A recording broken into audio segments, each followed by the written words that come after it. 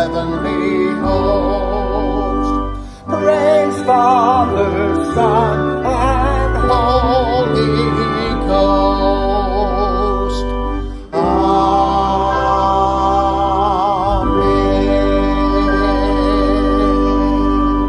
Amen. Be seated. We turn this morning to Psalm 121. The 121st Psalm.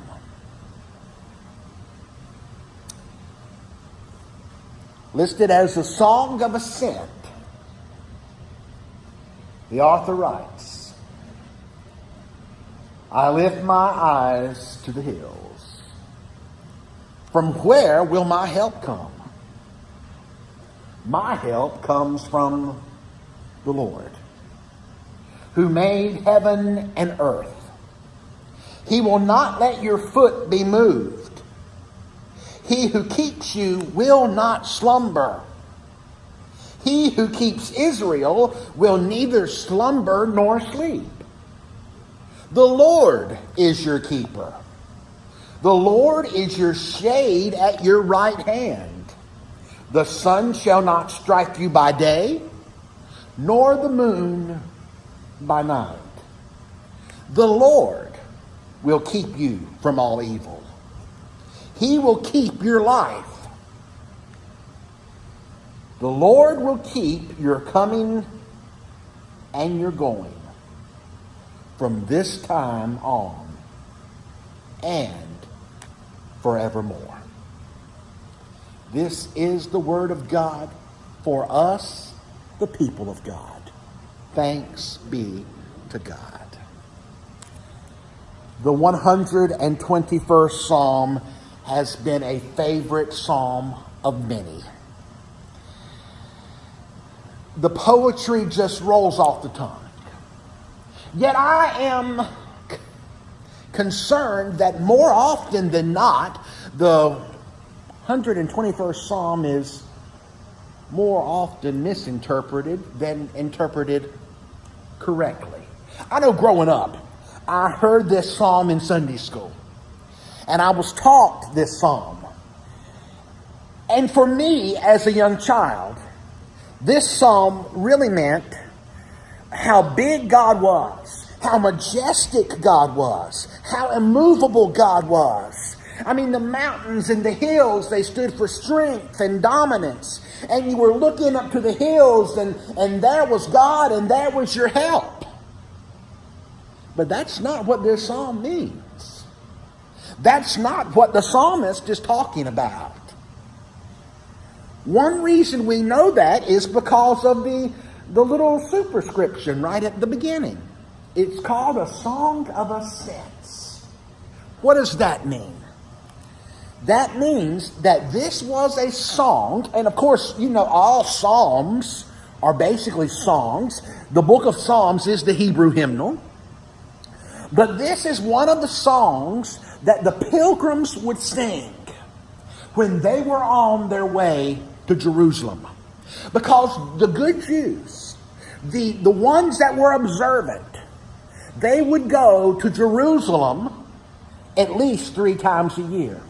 Because there were 3 major feasts that meant they had to take a road trip, they had to take a pilgrimage to Jerusalem. And one thing you realize when you begin to read the Bible, every time someone goes to Jerusalem, the phrase in the Bible is used, they go up to Jerusalem. Because Jerusalem was up in the hill country. Jerusalem was up in the hills.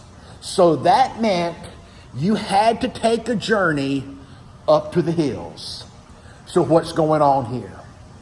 Well, the psalmist is on his way to Jerusalem. He's on his way to worship. He's on his way toward a time of festive worship, a feast. But on the way, he looks up to the hills. Now, these were the hills that Elijah was talking about. When Elijah would go to where the priest of Baal were doing their duty. And he would challenge them. If my God's the right God, I'll ask him to call, I'll call and he'll bring some fire down. If your God is the right God, well, you call on him and he'll answer by fire. That happened up in the hills. And what had happened was these priests of Baal, well, they had established their camp up in the hills. So the psalmist looks up in the hills and he doesn't see God. When he looks up in the hills, he sees idolatry. When he looks up in the hills, he sees a group of people that are practicing abominable things, that practice human sacrifice, that practice evil things.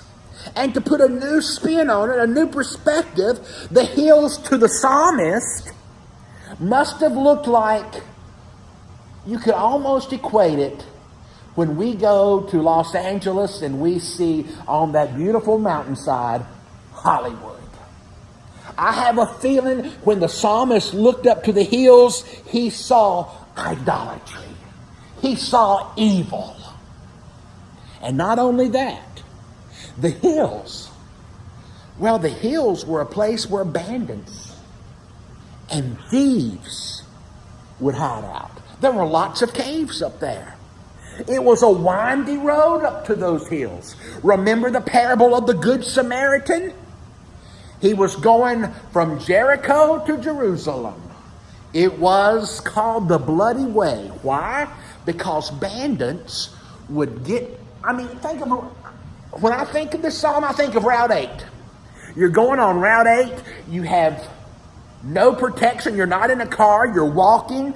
If you are in something, you're on a donkey or a camel, and you may have behind you a wagon. But you have very little protection. And you never know when a bandit is going to be hiding in the curve that you're about to come to and going to come out and attack you. You never know when you're going to walk by and you're going to see someone laying on the side of the road. They look like they're bleeding. They look like they're dying. If you stoop over to help them, well, the rest of their gang are going to come and they're going to totally kill you. The psalmist looks up to the hills and he says, how am I going to make it? How am I going to make it? I've got idolaters here. I've got thieves here. How am I going to get home safely through this journey? He looks everywhere. And finally he comes to the conclusion, the only conclusion. No, his help is going to come from the Lord. On his journey,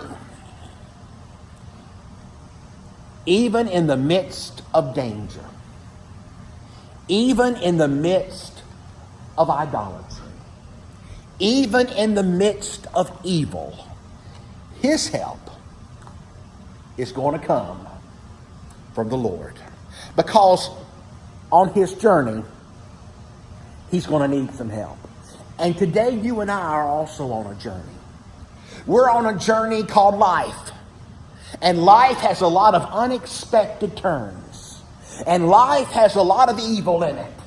And life has a lot of danger in it. And before too long, you're going to be crying out like the psalmist, somebody help me. And there's only one source for your help, just like there was only one source for the psalmist. And what we find in this passage is there are three crucial areas of life where you can count on God's help. First of all, when life is uncertain. The psalmist begins, I lift my eyes to the hills. Where does my help come from? In other translations, hills may be mountains. And he's talking about the dangers. They looked beautiful from a distance, but they were anything but safe. And not only is the journey through them treacherous, but they had become hideouts for all kinds of stuff. And they were very dangerous for those who would pass by. And as he makes his journey toward the mountains, he says, my help comes from the Lord who made the mountains, who made heaven, who made earth. In other words, the psalmist is saying these mountains don't scare me because the one who made these mountains is watching over me. And when you know the one who made the mountains, there's no need to be scared. When you know the one who is in charge, who holds the future in his hand and also holds you, then there's no point in being scared. Because what the psalmist is saying here, look at verse 3. He will not let your foot slip. He watches over you and will not slumber. Indeed, he who watches over Israel will neither slumber nor sleep. What's he saying? God has made a 24-hour-a-day, 7-day-a-week, around-the-clock commitment to take care of you.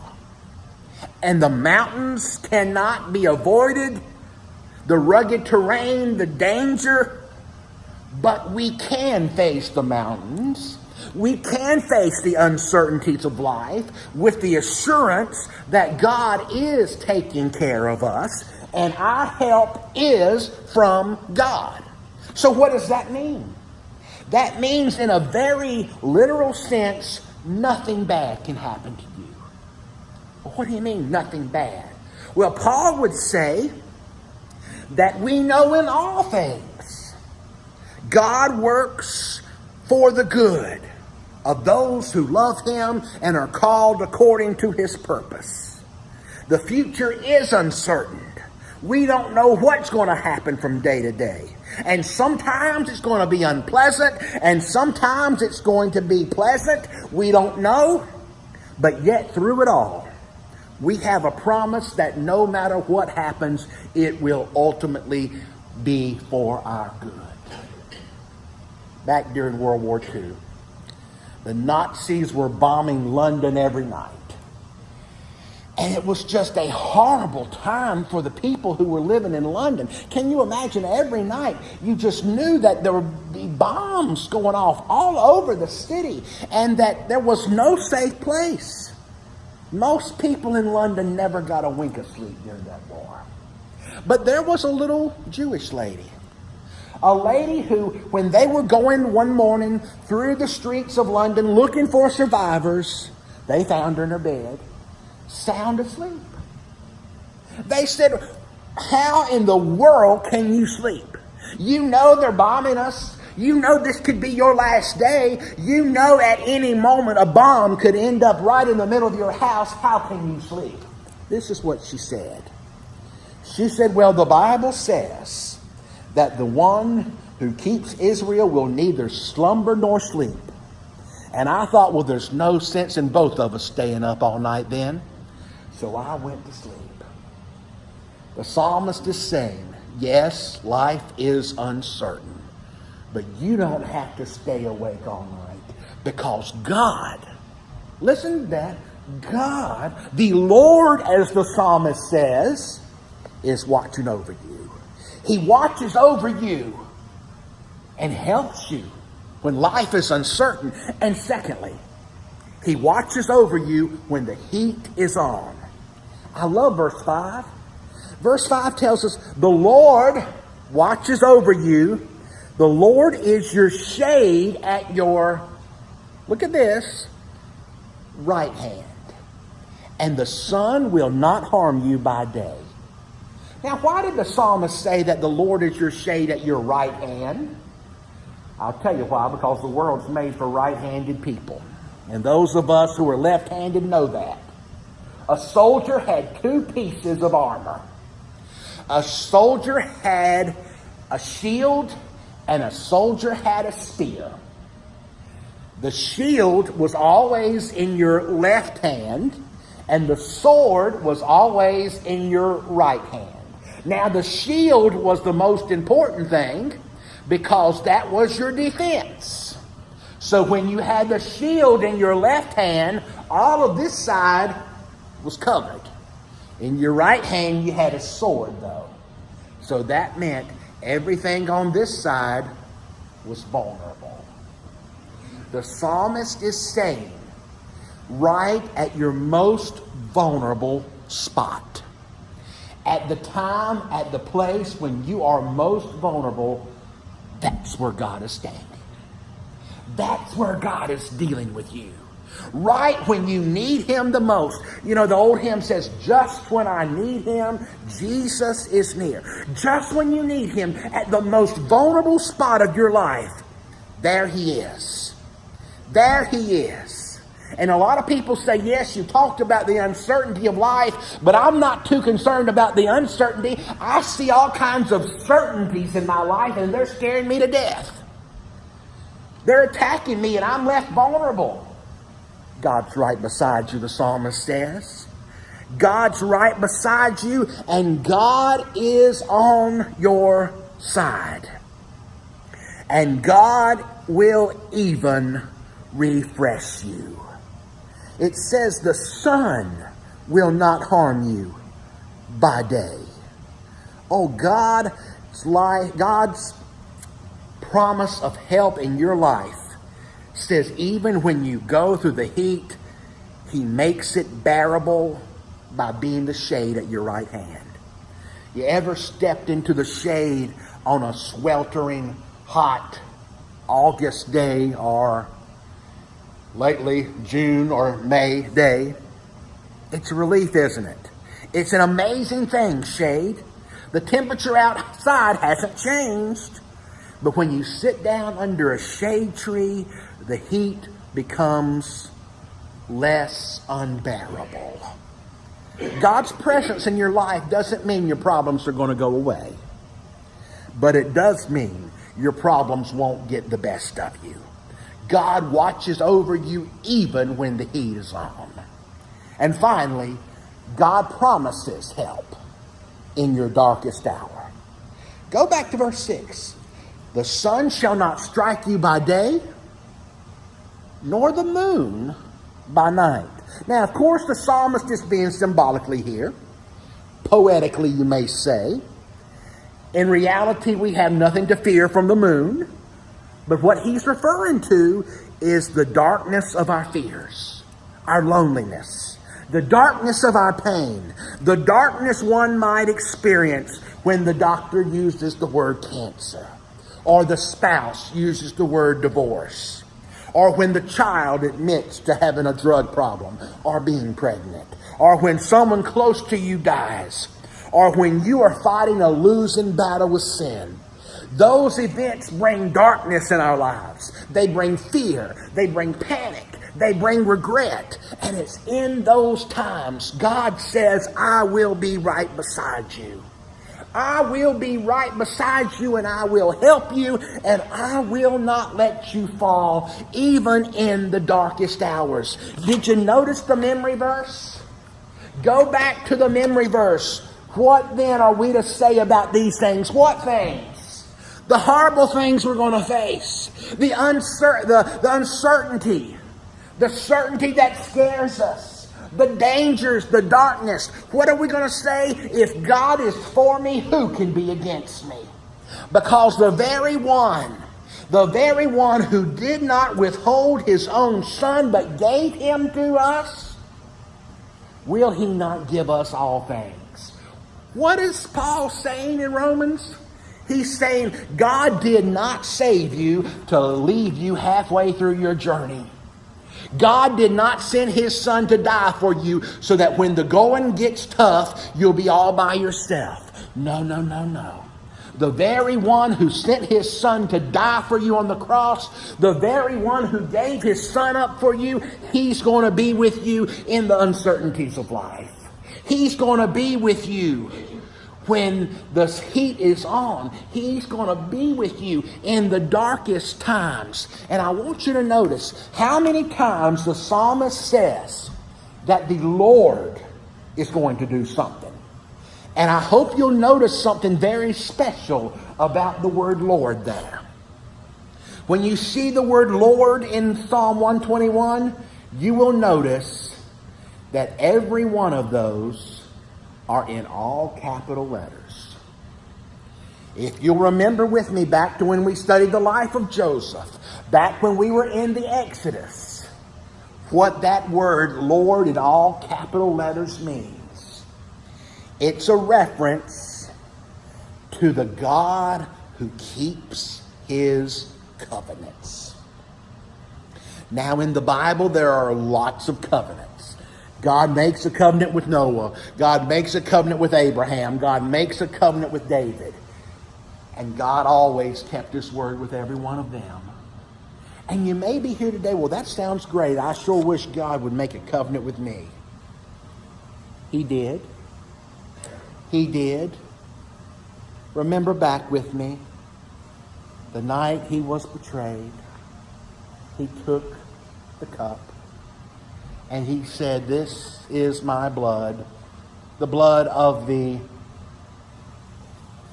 new covenant, poured out for the sins of many." The one who is your help when you look up to the mountains and you see danger. The one who is your help in times of uncertainty. The one who is your help in times of great distress, in times of deep darkness. He's the one who made a covenant with you by shedding his blood for you on the cross. He's the one that Paul said began a good work in you and will finish it. He's the one who is currently, if you are a Christian, working all things in your life, all things in your life for your good. He's the one who has said he is going to, not that he might, not that he hopes to, but he is going to, and he is able to present you faultless before his Father. And to prove it, he shed his blood. And to prove it, he made a covenant with you in blood. When you take the cup this morning, remember, in your darkest trials, when the heat is on, when uncertainty comes knocking at your door, there's your help. When you take the bread this morning, remember, when you are looking at danger and you want to give up and you are shouting, "Somebody help me," somebody did. Somebody did. Every time we come to the table, we are reminded our help comes from the Lord. Our help comes from the Lord. He watches us. He keeps us. And he will finish what he started. He is the covenant-keeping help. He is the Lord.